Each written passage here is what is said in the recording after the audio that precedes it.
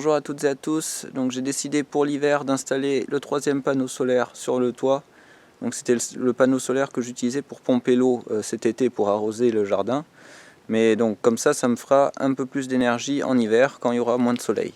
Donc pour ça j'ai dû aussi acheter un onduleur, un micro-onduleur en plus que je branche donc sur l'ancien onduleur, enfin sur l'onduleur qu'il y a déjà. Donc c'est des onduleurs Envertec. Sauf que là j'en ai commandé un qui avait des connectiques différentes, qui sont des connectiques batterie au lieu des connectiques Wieland que j'avais auparavant.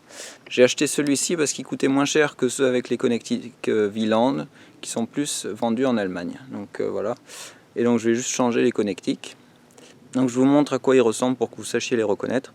Et puis dans la prochaine vidéo, je vais vous montrer un peu les signaux que sortent mes onduleurs que j'avais utilisés la dernière fois pour simuler un réseau.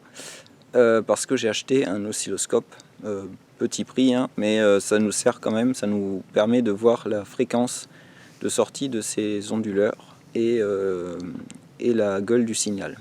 Juste pour vous montrer le nouveau micro-onduleur que j'ai reçu, c'est un connecteur batterie, donc de la marque batterie, qui n'est pas fait du tout pareil que le connecteur Wieland qui est sur mon autre micro-onduleur.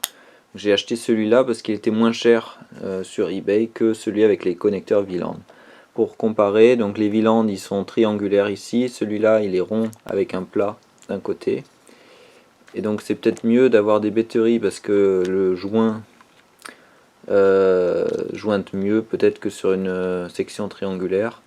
Mais en tout cas les Wieland sont plus connus et plus répandus que les batteries, c'est pour ça que j'avais choisi un Wieland au début. Donc je vais juste remplacer le connecteur. Hein.